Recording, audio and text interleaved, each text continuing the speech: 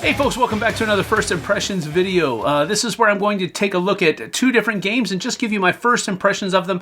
I've only played these games once, and it's just part of the process of working through my thoughts and my thinking on the different mechanisms that are employed, all this other kind of stuff. So we're just kind of taking a stroll through that. I might not even review these games in the future.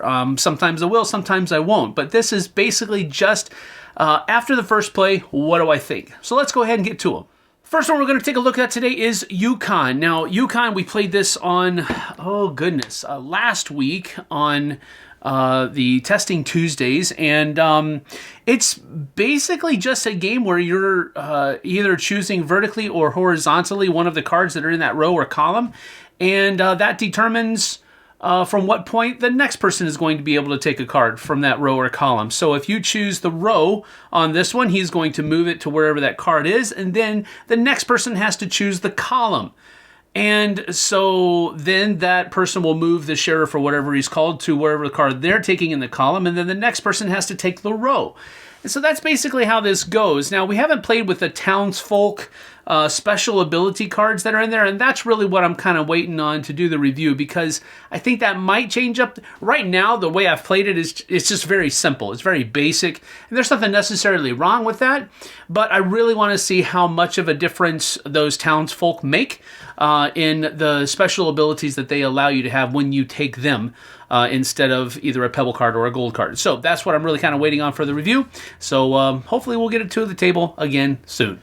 So Doomseeker is the next game that we're going to talk about today, and this is an attacking card game where you have I guess a cadre of different kinds of monsters that you can go and attack, choosing which one. You have to be able to have enough attacking power to defeat their hit points or what have you. That's going to give you certain points at the end of the game. There are other things, other cards in the market that you can buy that will buff up your Slayer to make him a little bit more effective in combat.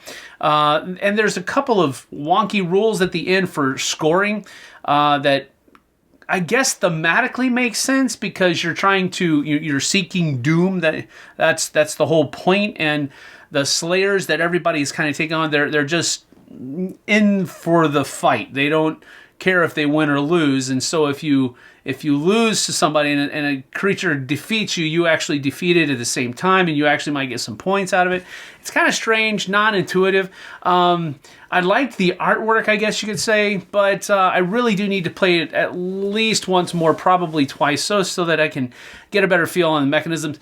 I wasn't impressed, I'll put it that way, but I didn't dislike it either. So I'm kind of in the middle. The next couple of games that I play for it is going to sway me one way or the other, so we'll have to see where that ends up. But that's my first impression of Doomseeker. Not bad, but I want to play it more to see how not bad it is. And so that's that for our first impressions video today. I hope you've enjoyed it. Just a little bit of insight, not too much. We'll be coming back with a review in the future, but we thank you for joining us. We certainly appreciate it, and we'll see you guys and gals on the flip side. Take care now.